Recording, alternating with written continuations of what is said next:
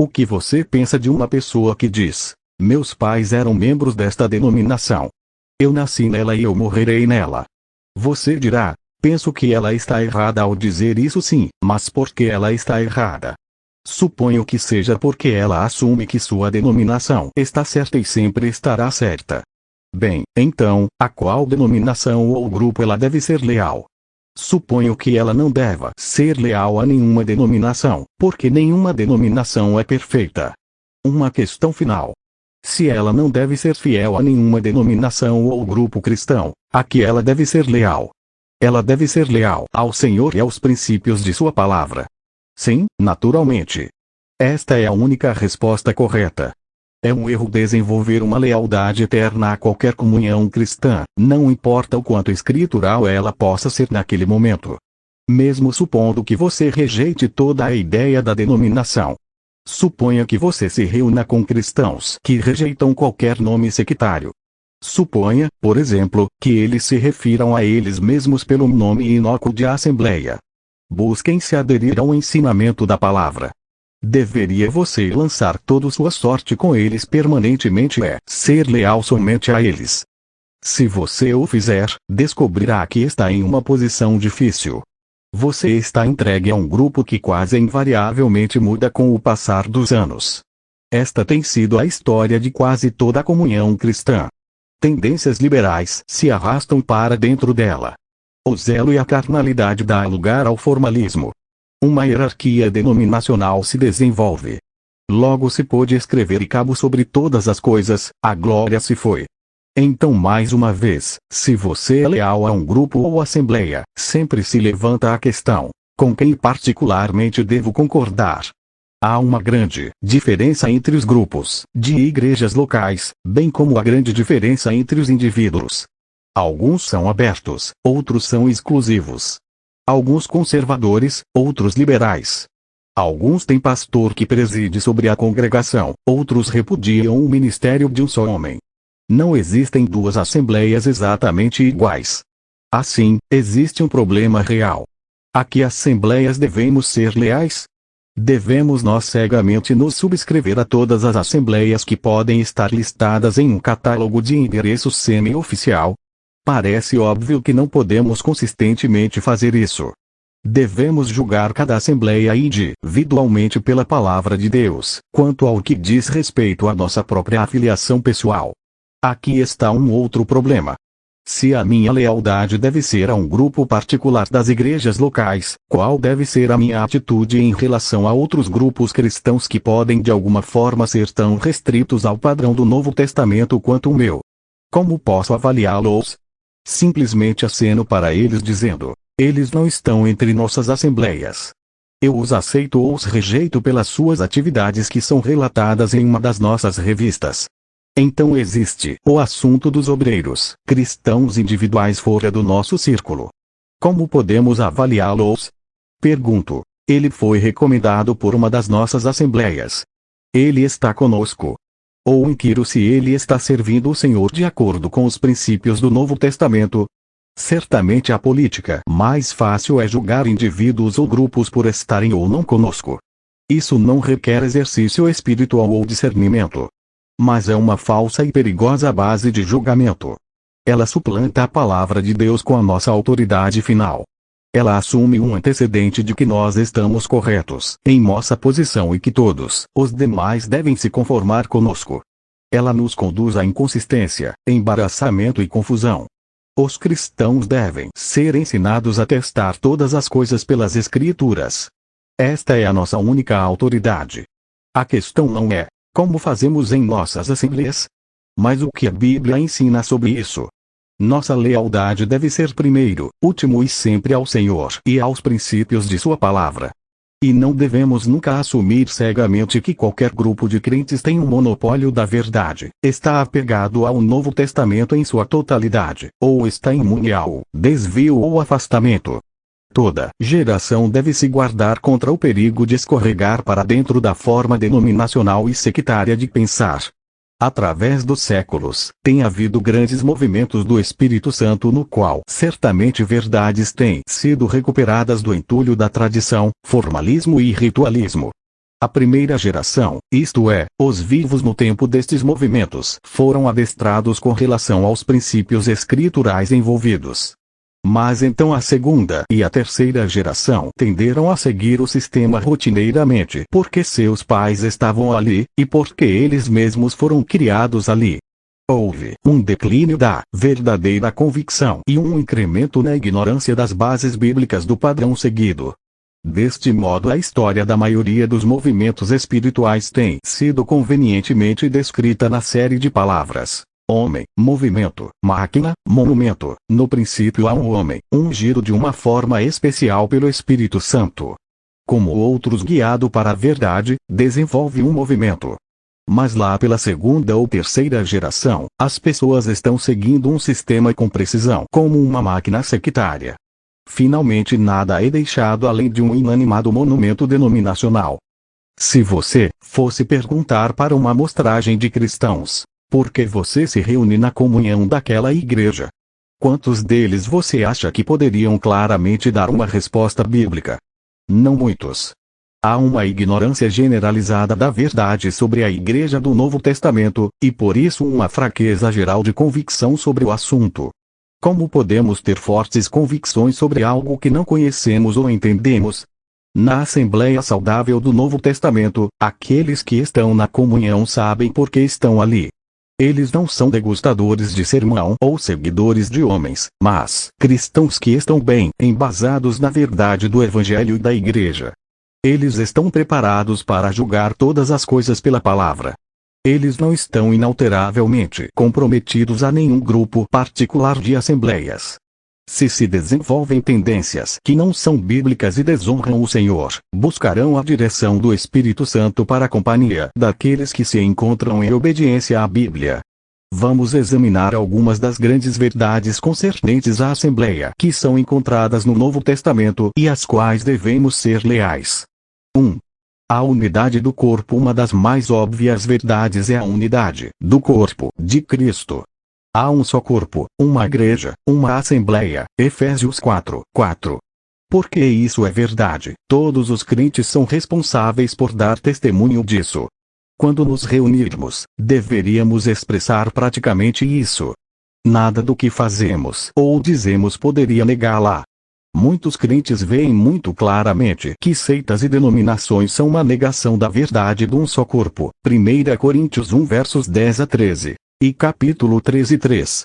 As seitas criam a impressão de que Cristo está dividido e por isso deixam de representar a verdade da palavra de Deus.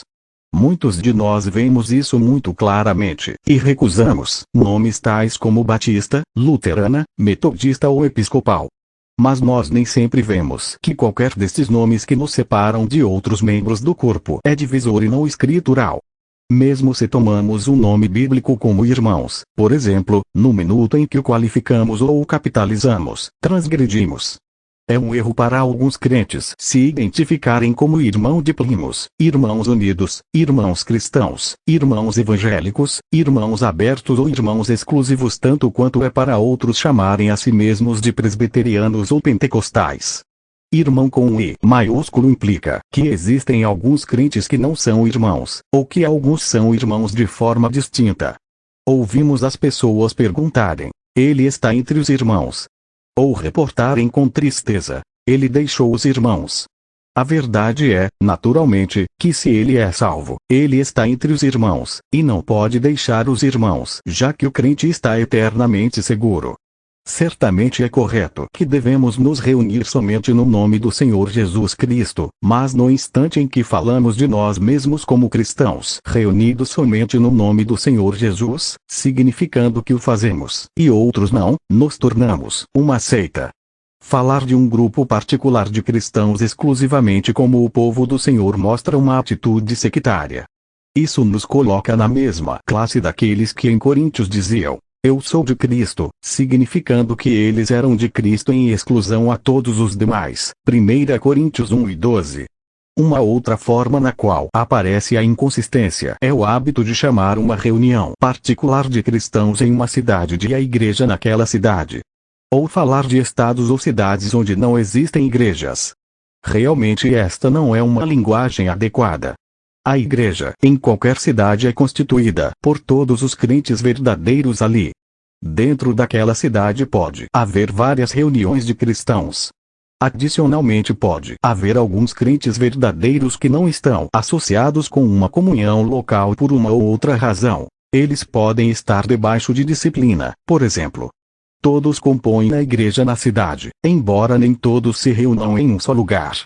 Alguém dirá: bem, como posso distinguir minha igreja de outras igrejas evangélicas em Curitiba? A resposta é: ao invés de chamá-la igreja em Curitiba, refira-se a ela como a igreja que se reúne na Rua Belo Horizonte 372. Então, você não terá negado a unidade do corpo. Não devemos nos esquecer que somos cristãos, crentes, irmãos, discípulos e santos, e assim são todos os que foram redimidos pelo sangue precioso de Cristo. Negar isso através de qualquer tipo de sectarismo, denominacionalismo ou exclusivismo é negar a verdade da Bíblia e ser culpado de carnalidade e soberba. 2. Todos os crentes são membros. A segunda grande verdade na qual devemos nos estabelecer é que todos os verdadeiros crentes são membros do corpo de Cristo e, portanto, membros uns dos outros. 1 Coríntios 12 versos 12 a 26. Sendo assim, é necessário que reconheçamos todos os cristãos como nossos irmãos. Nem sempre é fácil fazê-lo. Os homens ergueram cercas. As pessoas são mais leais às suas próprias denominações do que são ao corpo de Cristo. Elas não reconhecem a unidade do Espírito. Mas a dificuldade toda não está com as outras pessoas. Mesmo em nosso coração, há muitas vezes o desejo de ser diferente, de pensar de nós mesmos como tendo uma compreensão sobre a verdade da igreja ou de alguma outra verdade. Muitas vezes achamos que é difícil favorecer aqueles que não veem exatamente como nós vemos. Ao invés de nos alegrarmos quando outros são guiados a uma certa medida da verdade divina, estamos prontos para ressaltar os pontos nos quais eles ainda são diferentes de nós. E muito frequentemente disputamos mais asperamente com aqueles cuja ordem da igreja é notavelmente similar à nossa. Como então podemos dar uma expressão prática à verdade que todos os crentes genuínos são membros do corpo de Cristo? Primeiro de tudo, devemos amá-los porque pertencem a Cristo. 1 João 4:11. O fato de que eles possam diferenciar de nós em várias áreas de doutrinas ou práticas não deve impedir nosso amor por eles. Devemos orar por eles. 1 Samuel 12:23. Este é um dever que temos para com todo homem, especialmente aqueles que são os domésticos da fé. Terceiro, devemos buscar compartilhar com eles as verdades preciosas que Deus nos mostra na palavra, 2 Timóteo 2:2. Isso não significa que devemos adotar uma política deliberada de roubar ovelhas, isto é, frequentar outros grupos evangélicos com o propósito específico de conduzir pessoas para nossa própria comunhão. Em nenhum lugar da Bíblia somos chamados para este ministério que causa divisão. Antes, em nosso contato individual com outros e quando guiados pelo Espírito Santo, devemos ministrar Cristo a eles como o centro da reunião do seu povo. Devemos ensinar a todo homem em toda a sabedoria, para que apresentemos todo homem perfeito em Cristo. Colossenses 1:28. Não somente devemos amar os outros crentes, orar por eles e buscar os edificar, mas também devemos aprender deles. 1 Coríntios 12:21. É um erro pensar que temos toda a verdade e que não podemos nos beneficiar espiritualmente com aqueles de fora da nossa própria comunhão. Todo membro tem algo para contribuir com o restante do corpo. Quaisquer barreiras levantadas por homem que impeçam os crentes de ajudar outros crentes são contrárias à vontade de Deus. Devemos nos abster da crítica, ciúme, fofoca, maledicência ou julgamento. Lucas 6:37. Todo crente é um despenseiro do Senhor. Somos claramente proibidos de julgar outros antes da hora, isto é, antes da volta do Senhor. 1 Coríntios 4:5. Paulo pergunta: quem és tu, que julgas o servo alheio? Para seu próprio Senhor ele está em pé ou cai. Romanos 14:4. E quando Pedro se preocupou com o serviço de João ao Senhor, Jesus disse: que tens tu com isso? Segue-me. João 21:22. Devemos nos alegrar em todo lugar onde Cristo é pregado, quer ou não concordemos com os métodos e motivos. Paulo escreveu aos Filipenses: verdade é que alguns pregam a Cristo até por inveja e contenda, mas outros o fazem de boa mente, estes por amor, sabendo que fui posto para a defesa do Evangelho. Mas aqueles por contenda anunciam a Cristo, não sinceramente, julgando suscitar aflição às minhas prisões. Mas que importa? Contanto que, de toda maneira, ou por pretexto ou de verdade, Cristo seja anunciado, nisto me regozijo, sim, e me regozijarei. Filipenses 1 versos 15 a 18.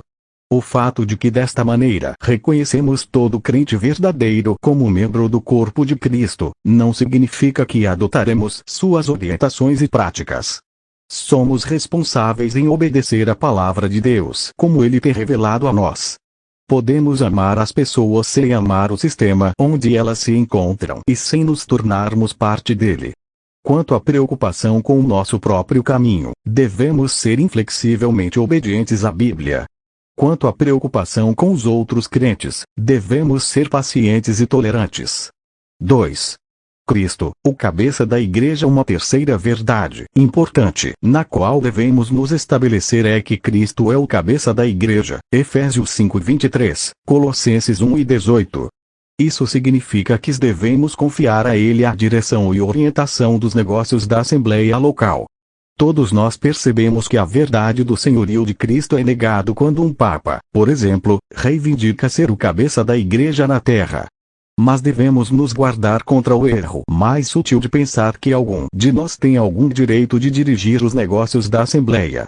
É tão fácil prestar serviço com os lábios ao senhorio do Cristo, e ainda assim manobrar, influenciar e ser conivente de uma forma carnal a fim de tomar o nosso próprio caminho. Ao invés de esperar nele em jejum e oração, aplicamos métodos negociais de sucesso e a sabedoria deste mundo. Tudo isso é a negação prática do senhorio de Cristo. Se Cristo é o cabeça, então tudo deve ser feito sob sua orientação e controle. 3. O sacerdócio de todos os crentes. Então há uma quarta verdade, a verdade de que todos os crentes verdadeiros são sacerdotes. Em 1 Pedro 2 versos 5 a 9, aprendemos que somos sacerdotes santos e reais. Como sacerdotes santos, oferecemos sacrifícios espirituais a Deus, por Jesus Cristo. Verso 5. Estes sacrifícios incluem: primeira, o sacrifício do nosso corpo, Romanos 12 versos 1 e 2. Segunda, o sacrifício do nosso louvor, Hebreus 13 e 15. Terceira, o sacrifício dos nossos bens, Hebreus 13 e 16. Como sacerdotes reais, mostramos as excelências dele que nos chamou das trevas para a sua maravilhosa luz. 1 Pedro 2 e 9. Isso significa que todo crente deve testemunhar de Cristo, tanto pela vida quanto pelas palavras proferidas. Como sacerdotes santos, entramos no santuário para adorar. Como sacerdotes reais, saímos para o mundo para testificar. A ideia de que a adoração e o serviço são funções de um grupo especial conhecido como sacerdotes ou clérigos é desconhecida para o Novo Testamento. Todos os crentes são sacerdotes, devem ser livres para exercerem suas funções sacerdotais. 4. A negação do ministério individual. Existem algumas igrejas locais que repudiam o sistema clerical, recusando-se a ter o que se poderia chamar de ministério de um só homem. E ainda assim, se você tiver que perguntar a vários cristãos destas igrejas por uma defesa escritural sobre sua posição, dificilmente dariam uma resposta. Porque é errado um ministério de um só homem na Assembleia local? A primeira razão é porque isso não é encontrado no Novo Testamento. As assembleias nos tempos apostólicos consistiam de santos, bispos e diáconos, Filipenses 1 e 1. Os bispos, ou anciãos, são sempre citados no plural. Não há um ancião sobre toda a igreja, mas vários anciãos em cada igreja. Os historiadores da Bíblia concordam que o sistema clerical surgiu no segundo século. Ele não era encontrado nas igrejas do Novo Testamento. A segunda razão é que o sistema clerical geralmente ignora o propósito pelo qual os dons de evangelista, pastor e mestre foram dados à igreja. A função destes dons é para o aperfeiçoamento dos santos, para a obra do ministério, para a edificação do corpo de Cristo. Efésios 4 e 12. Em outras palavras, o serviço cristão não é uma função de nenhuma classe, mas a responsabilidade de todos os crentes. É somente quando cada um cumpre sua função que o corpo de Cristo se desenvolverá e amadurecerá. A função dos dons listados em Efésios 4:11 é para aperfeiçoar os santos ao ponto em que sejam maduros, membros funcionais do corpo. Por essa razão, estes dons particulares são ajudas temporárias, não pessoas permanentes. Quando um homem é responsável por todo o ensinamento e pregação em uma igreja local, há sempre o perigo das pessoas se juntarem a ele, não ao Senhor. Se um homem é especialmente dotado, as pessoas são atraídas para sua pregação. Eles comparecem porque ele está lá. Se ele se retira por alguma razão, então eles estão prontos para segui-lo, ou se isso não for possível, eles frequentemente se ajuntam em outra parte, buscando por outro homem dotado. Cristo deve ser o centro do ajuntamento do seu povo. Mateus 18:20. Nós devemos ser atraídos pela sua presença, não pela de um homem. Quando os crentes veem isso e agem assim, a assembleia local não necessita ser abalada pela partida de algum homem. Uma assembleia onde os cristãos se juntam a Cristo tem força, estabilidade e unidade. E, naturalmente, existem perigos potenciais quando todo ou a maioria do ensinamento em uma igreja local é dado por um homem. As pessoas tendem a aceitar sua palavra como oficial. Se eles não estão estudando as Escrituras por si mesmos, não estão em uma boa posição para discernir erros. Além do que, nenhum homem está apto para prover a diversidade do ministério que é possível quando o Espírito Santo tem liberdade para falar através de muitos homens. Devemos estar interessados não somente no ministério exato, mas também no ministério que provê uma dieta balanceada para o povo de Deus. A prescrição escritural é: falem 2 ou 3 profetas e os outros julguem. 1 Coríntios 14:29. O ministério de um só homem muito frequentemente reprime o desenvolvimento do dom em uma igreja local. Não há a mesma oportunidade para outros participarem. Alguns ministros insistem em confinar a maioria dos trabalhos a si mesmo. Levam a mal quem quer que seja que se intrometa em sua ocupação. Mas mesmo quando este não é o caso, mesmo onde os ministros gostariam de ver outros participando, a verdadeira natureza do sistema clerical desencoraja o assim chamado leigo de desenvolver seus dons dados por Deus. Quando um homem é assalariado pela congregação local como pregador, há frequentemente a tentação sutil de se enfraquecer a mensagem. Isso pode não ser assim, mas o fato é que por controlar o salário do ministro, a congregação muitas vezes o impede de receber o pleno conselho de Deus.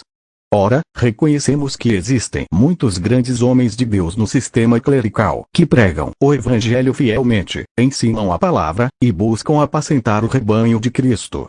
E Deus os está usando. Também reconhecemos que existem muitos ministros individuais que não têm o espírito clerical. Eles têm um desejo sincero de ajudar os santos de todas as formas possíveis, guiar pelo exemplo, e não dominar sobre a herança de Deus. E nós também reconhecemos que é possível para alguém que não é um clérigo ter o espírito clerical. Na terceira carta de João 9:11, por exemplo, lemos sobre Diótrefes que agiu como um tirano na assembleia local. Mas resta o fato de que o sistema clerical é basicamente errado e não escritural. O mundo nunca será evangelizado da forma que Deus deseja, e a igreja nunca se aperfeiçoará de acordo com planos divinos enquanto a distinção entre clero e leigo for mantida. 5. A presidência do Espírito Santo. Outra verdade vital que toda assembleia local é obrigada a manter e praticar é a presidência do Espírito Santo, João 14 versos 16 e 26. Isso significa que o Espírito Santo é o representante de Cristo na igreja sobre a terra. Ele é o único a quem deve ser permitido liderar o povo de Deus em oração, louvor e adoração. Ele deve ter liberdade para falar através de servos de sua própria escolha de acordo com as necessidades espirituais do povo de Deus. Em 1 Coríntios 14:26, temos um quadro da reunião da igreja primitiva na qual havia esta liberdade do Espírito. Que fazer, pois, irmãos? Quando vos congregais, cada um de vos tem salmo, tem doutrina, tem revelação, tem língua, tem interpretação. Faça-se tudo para a edificação. Quando o espírito é deste modo livre para conduzir, haverá espontaneidade em ensinar, pregar, adorar e interceder. A maioria de nós percebe que o ministério do Espírito Santo tem sido grandemente extinto pela introdução do ritual e da liturgia. O uso de orações impressas, de mensagens estereotipadas para certos dias do calendário da igreja, de uma ordem prescrita para a reunião que deve ser seguida sem se desviar, estas coisas agrilhou ao Espírito Santo na reunião da igreja local. Mas devemos nos guardar contra as formas mais sutis de agrilhá-lo. Por exemplo, devemos nos guardar contra regulamentos artificiais em nossas reuniões de comunhão. Em alguns lugares, há uma lei tradicional que não deve haver ministração antes do partir do pão. Ou que a reunião não deve passar de um certo horário. Ou que na adoração não devemos discorrer longamente sobre nossos pecados ou indignidades. Ou que devemos nos sentar ou levantar quando oramos ou cantamos. Todas estas regras agrilhoam o espírito da adoração espontânea e nos conduz ao formalismo. Muitas vezes fazemos de um homem um ofensor por uma palavra. Talvez um novo crente expresse seu agradecimento a Deus por ter morrido por ele. Ele deve ser repreendido por isso. Todos nós sabemos que Deus, o Pai, nunca morreu. E sem dúvida um novo crente também o sabe. Mas em sua própria consciência de tomar parte publicamente, ele está apto para se expressar pobremente. Deveria ele ser envergonhado por seu primeiro ato de fraqueza na adoração pública? Não é melhor ouvir seu pensamento sincero de adoração defeituosa do que não ouvi-lo? Falando de uma maneira geral, cremos que o Espírito Santo guiará a adoração do seu povo ao longo de um certo tema. Mas suponha que um irmão proponha um hino que parece ser um tanto sem conexão com este tema. Ele deve ser por isso impedido? Não é melhor cantar o hino e orar para que ele amadureça suficientemente para discernir o tema da reunião? Então o fará, sem perder nada da sua simpatia e afeição pelo Senhor. Isso nos faz lembrar de um certo pregador a quem foi perguntado: o que você faria se algum irmão propusesse um hino que obviamente não estivesse no espírito? Ele respondeu: eu cantaria no espírito. Ainda que busquemos dar ao Espírito Santo seu próprio lugar na Assembleia, tomemos cuidado com as regras que o agrilhoam e que matam a espontaneidade e a adoração não afetada. 7. Cada Assembleia é independentemente responsável perante Cristo. Há um outro princípio na Palavra de Deus que deve nos guiar em relação à Assembleia, a saber, que cada Assembleia é independentemente responsável unicamente perante Cristo. Não existem no Novo Testamento tais coisas como uma denominação, uma federação de igrejas, ou um círculo de comunhão. Não existe um quartel-general na terra, exercendo autoridade de nenhum tipo sobre as assembleias locais. O quartel-general da igreja está onde está o cabeça, no céu. Toda a igreja local deve ser cuidadosa em evitar qualquer coisa que possa guiá-la a um controle centralizado na terra. Esta centralização é o mal que acelerou a expansão do modernismo. Os liberais tomaram o controle dos quartéis generais, denominacionais e dos seminários. Eles sabiam que se pudessem controlar os quartéis generais, então consequentemente poderiam controlar todas as igrejas. A formação de um grupo central geralmente vem da pressão do governo ou de um desejo de obter certos benefícios do governo. Mas então a centralização facilita ao governo totalitário suprimir a igreja. Se eles capturam alguns poucos líderes denominacionais, eles não podem controlar as atividades de toda a denominação. A vontade de Deus é que cada assembleia deve ser uma unidade independente, responsável diretamente perante o Senhor Jesus. Isso impede a expansão de erros, e habilita a igreja a seguir escondida mais facilmente em tempos de perseguição. 8. A regra dos dons na igreja. Já tocamos brevemente nas regras dos dons na igreja. Verdadeiramente todo crente tem algum dom, alguma função especial no corpo de Cristo.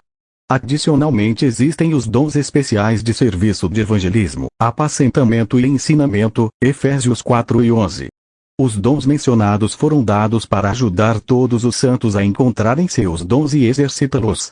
Eles foram dados para aperfeiçoar os santos para a obra do ministério, e deste modo, edificar o corpo de Cristo. Disso fica claro que, A obra do ministério não é para uma classe especial de cristãos, mas para todo o povo de Deus. A obra dos dons especiais de Efésios 4 é para aperfeiçoar os cristãos até o ponto onde eles possam prosseguir por si mesmos, e então irem em frente. Em outras palavras, os santos não devem se tornar perpetuamente dependentes de tais dons. Pelo contrário, estes dons devem desenvolvê-los para um trabalho no mais curto tempo possível, e então se mudar para novas áreas de oportunidade. Exatamente como os pais começam de forma correta a ensinar seus filhos a tomarem conta de si mesmos, assim devem estes dons ensinar as criancinhas em Cristo. Agora isso levanta uma questão: quanto tempo devem tais dons permanecer em uma assembleia local? Há somente uma resposta possível à questão: até que ele alcance amadurecer os santos para servirem. Paulo ficou em Tessalônica por 3 sábados, Atos 17:2, e ainda deixou para trás uma assembleia ingênua, se autossuportando, autogovernando e autopropagando. Tanto quanto o registro diz respeito, o máximo que ele permaneceu em um lugar foi os 3 anos que passou em Éfeso, Atos 20:31. Não é exatamente uma questão de quanto tempo um homem permanece em um lugar, mas mais de qual é o seu propósito. O que ele está tentando fazer? Ele está tentando equipar os santos para prosseguirem por si mesmos. A esse respeito, estes dons devem se guardar contra a tendência natural de se aninharem e pensarem deles mesmos como tendo uma vida comprometida em um lugar qualquer. Isso é tão verdade para um missionário estrangeiro quanto para os obreiros na pátria. Eles devem se manter móveis. E devem também se guardar contra outro perigo sutil, que é o de sentirem que os santos não podem prosseguir sem eles. Quando estão ausentes, a assistência cai. Isso faz com que pensem que não devem partir. Temem que toda a assembleia se despedace. Isso traz vanglória em pensar que são indispensáveis. E algumas vezes isso toca nosso orgulho em pensar que não somos mais necessários em um lugar em particular. Realmente devemos nos alegrar quando chegar essa hora. Enquanto falamos de dons, há algo mais que deve ser mencionado. No Novo Testamento, estes dons eram carismáticos, não profissionais. O que queremos dizer é que esses dons eram homens que eram soberanamente dotados pelo Espírito Santo, independente de treinamento ou profissão. Por exemplo, o Espírito poderia alcançar e equipar um pescador para ser um evangelista. Ou ele poderia tomar um pastor de ovelhas para ensinar sua palavra. Ou ele poderia suprir um carpinteiro para exercitar o ministério pastoral entre os santos. Não há nenhuma sugestão no Novo Testamento de que o treinamento profissional pode fazer de um homem um dom para a igreja. A ideia de que somente os homens que tenham escolaridade formal na palavra estão qualificados para ministrar é repulsiva. O treinamento pode ser útil para um crente para obter uma compreensão das Escrituras, mas nenhuma quantidade de treinamento pode fazer de um homem um evangelista, um mestre ou um pastor. E há sempre o perigo do profissionalismo. Se as Escrituras são abordadas em uma base filosófica, então o treinamento pode ser uma coisa mortal e perigosa. 9. A igreja local. Quando uma igreja local é uma verdadeira igreja do Novo Testamento, quando a maioria dos membros é de crentes verdadeiros, mesmo se somente uma minoria é de crentes verdadeiros, quando os cristãos estão reunidos no nome do Senhor, o que qualifica um grupo para ser considerado uma assembleia local. Realmente o Novo Testamento não formula regras rígidas e firmes para o que é uma assembleia. Ele estabelece que onde estiverem 2 ou 3 reunidos no nome do Senhor, Ele está no meio. Mateus 18:20. E as Escrituras assumem que aqueles que compõem uma assembleia são cristãos, apesar de se reconhecer também que incrédulos algumas vezes são contados sem querer. Atos 20 versos 29 e 30. Também o Novo Testamento parece assumir a presença de anciãos e diáconos em uma assembleia normal. Filipenses 1:1. Mas, além disso, não há uma forma final para dizermos que certo grupo de cristãos é igrejas do Novo Testamento e que outro não é. Podemos ser gratos por não sermos os juízes neste caso. Se um grupo confessa ser uma assembleia cristã, então deverá manifestar a verdade da Igreja Universal. Deverá ser uma miniatura, uma réplica do corpo de Cristo. Deverá apresentar um retrato vivo da Igreja do Deus vivo. Agora a situação entre as igrejas locais no mundo hoje é esta. Algumas assembleias locais representam a Igreja Universal muito mal. Algumas o fazem mais corretamente. Nenhuma o faz perfeitamente. O que você tem é um conjunto amplo de igrejas com todos os diferentes graus de semelhança à Igreja Universal. Algumas igrejas obviamente não têm o direito de serem consideradas como assembleias cristãs. Estou pensando nas igrejas liberais, por exemplo, que negam toda a doutrina fundamental da fé. Mas então temos uma ampla variedade de outras igrejas que reconhecem Jesus Cristo como o único Senhor e Salvador. Algumas são mais evangélicas que outras. Quem pode dizer onde está a linha que divide aquelas que são igrejas do Novo Testamento daquelas que não são? Devemos deixar isso com o Senhor. Nossa responsabilidade é de edificar de acordo com o padrão, isto é, mostrar uma verdadeira semelhança à igreja em nossa própria assembleia local. Certamente nenhuma assembleia tem alguma razão para se orgulhar. Se nos vemos a nós mesmos como o Senhor nos vê, murcharemos e morreremos. O orgulho espiritual é, em si mesmo, uma negação da verdade que estamos buscando sustentar. Conclusão a que devemos ser leais? Uma vez mais enfatizamos que devemos ser leais às Escrituras, não a algum sistema religioso ou a um círculo de comunhão. Em dias de deriva, devemos testar constantemente todas as coisas pela Bíblia e agir em conformidade. E haverá um preço a pagar. Seguir os princípios do Novo Testamento custa alguma coisa. Haverá reprovação do mundo e oposição de outros cristãos. Mas nossa responsabilidade é clara. Devemos obedecer a Deus e deixar as consequências com Ele.